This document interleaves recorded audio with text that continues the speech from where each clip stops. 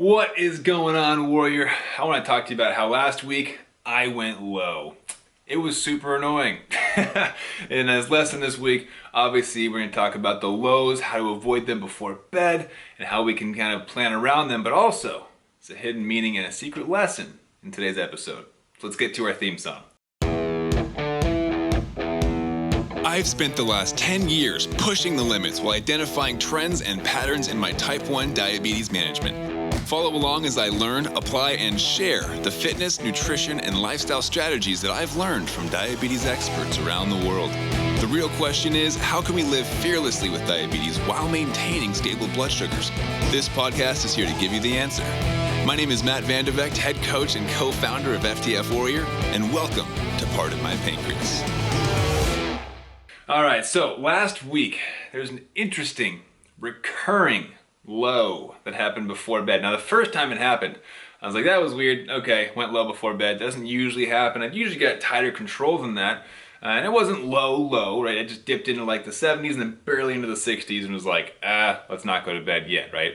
Glucose tab, maybe 2. Let's get back into range so I can go to bed peacefully, sleep through the whole night like I usually do, which is super awesome and not something I used to always be able to do, right? I used to wake up multiple times of the night trying to treat lows, and just when you don't control diabetes, it controls you. It's one way or the other. That's how it works. But this last week, saw that low the second night in a row. I was like, is this a new pattern that we're trying to see here? Should I make a change? And trying to figure out what's going on, right? And in that process, had a tab, didn't really do a whole lot. 15 minutes later, okay, I waited 15. Usually one tab brings me up enough where I can go to bed and be confident about it, right?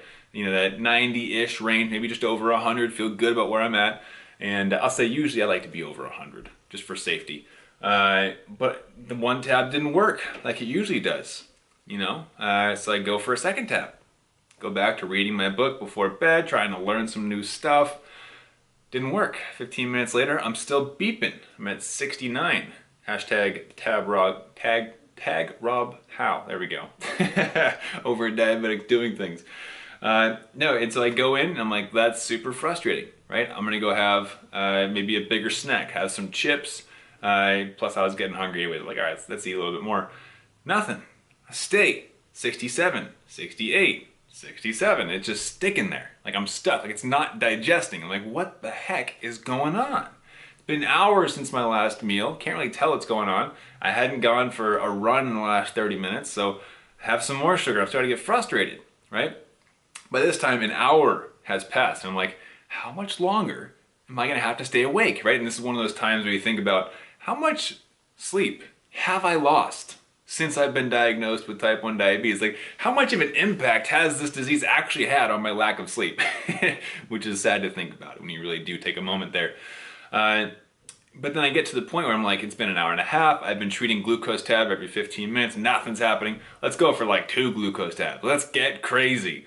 And still, it bumped up to 85. And I'm like, yes, I get to go to bed. Let's wait for 5 more minutes, see where it lands. Poof, 67. Like, are you kidding me? What the heck's going on? Finally, I lose it. I'm like, you know what? 3 tabs. 1, 2, 3. 12 grams of sugar. I need to get this thing up. I am tired as heck. I've been reading at this point for 2 hours, and I haven't budged, right? And I'm sitting on the couch, and while I'm sitting there, I decided, at that point, I was like, it's almost midnight. I really need to take care of this. Actually, at that point, it's after midnight.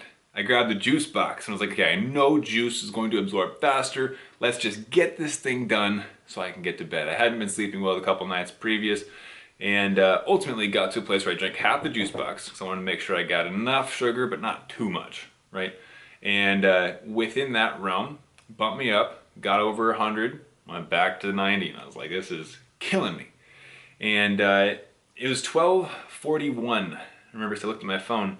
I said something that caught me off guard initially, okay? First thing I said at 12:41, my blood sugar updated on my Dexcom. It was still too low to go back to sleep, or to go to sleep, right? I said, this is the worst. And I had to stop myself, because I heard myself. I said out loud, I said, this is the worst. And I had to think about that for a second. I'm like, is it really? Matt, is this the worst? There's nothing else that could happen that would make this worse? Think about that. And I had to stop myself, check myself, and I corrected my language, said, this is not the worst. This is annoying, right? And that single shift changed my entire perspective of the night. I looked down. I'm not shaking and sweating and panicking because I'm low in the 30s, right? I've been there. That's not fun. What I was in the 60s, 70s, not sure why my blood sugars weren't rising enough, but also I was reading a book.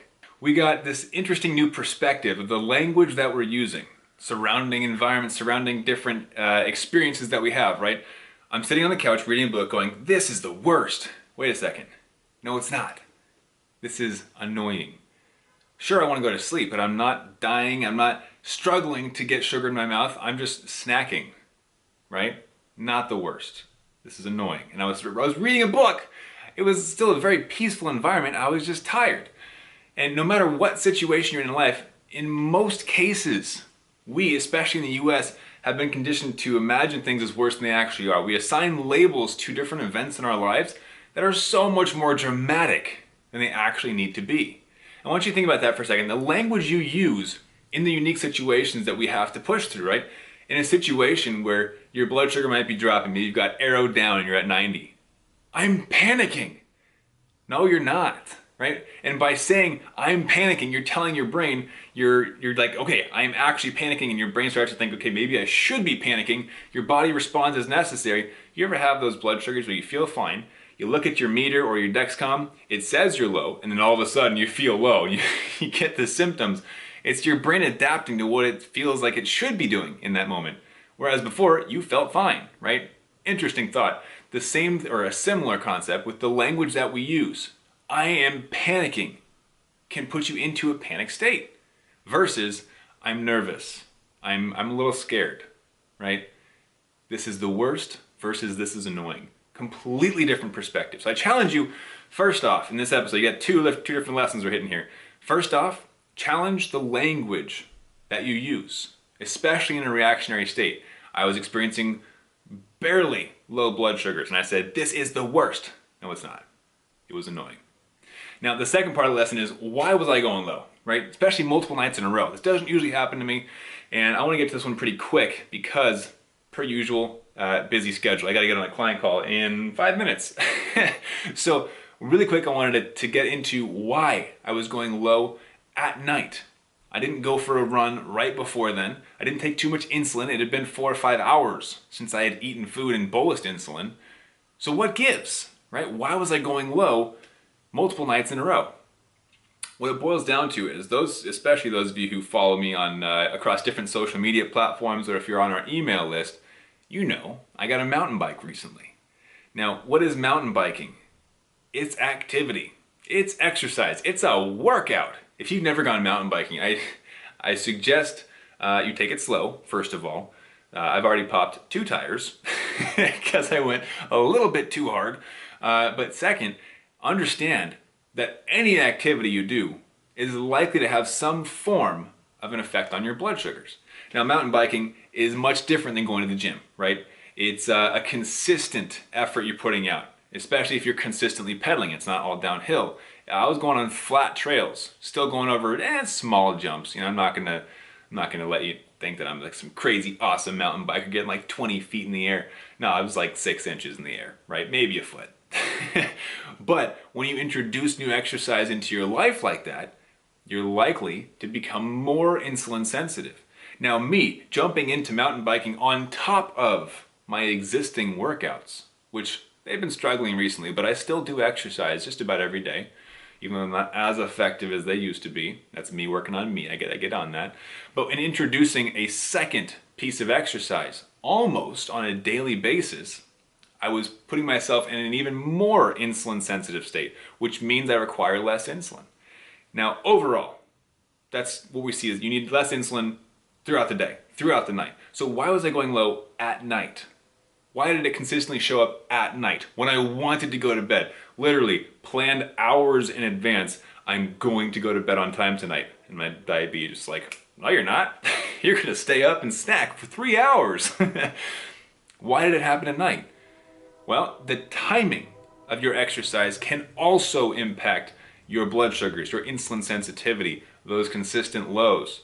Now, I prefer to exercise earlier in the day for a couple of reasons. One, it gets it done. Make sure that I actually exercise and I don't get bogged down by the day's activities. But two, we tend to be more insulin resistant in the mornings, which means we're less likely to drop, which means we're less likely to be in a situation where we go low.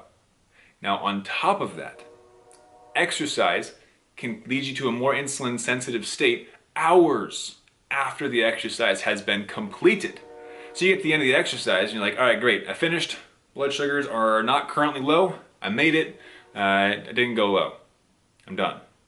No, definitely not. That's the issue with exercise. Different types of exercises yield different results, yield different levels of insulin sensitivity, yield different recoveries, metabolism rates, all sorts of stuff across the board. But right now, I want you to focus on timing of exercise versus timing of that peak insulin sensitivity.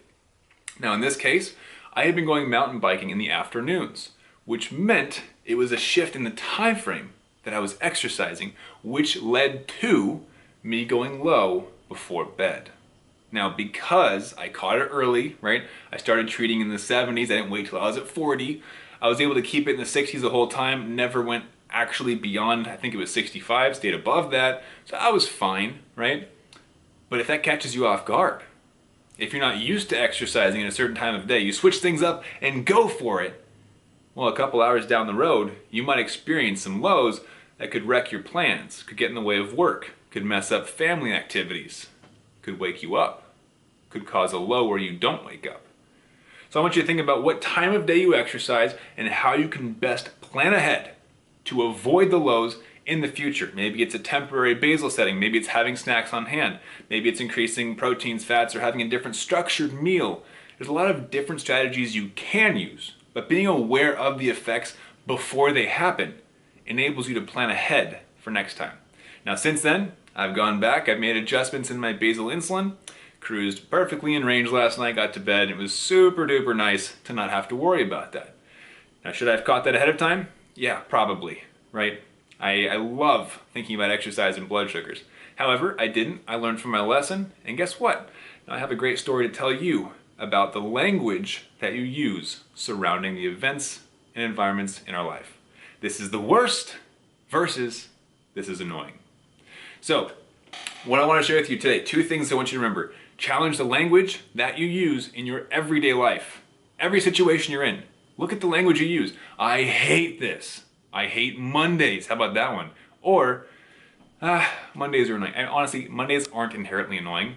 Let's just get that out of the way. That's a whole different topic though. Challenge the language you use on an everyday basis in your reaction to situations that arise.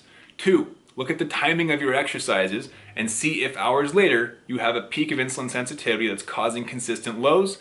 How can you fix that? How can you better prepare for that?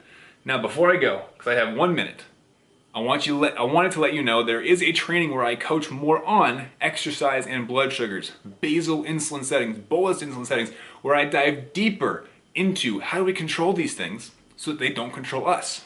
Remember, either you are in control of your diabetes or it is controlling you. In order to achieve your highest level quality of life, you have to understand how your diabetes works so that you can control it. If you're looking for a deeper training where I go a bit more into the details of how I control my blood sugars, the strategies that I use to predict blood sugars through different exercises, I want you to go check out my free training at diabetesinaction.com. There's a bunch of great new strategies in there.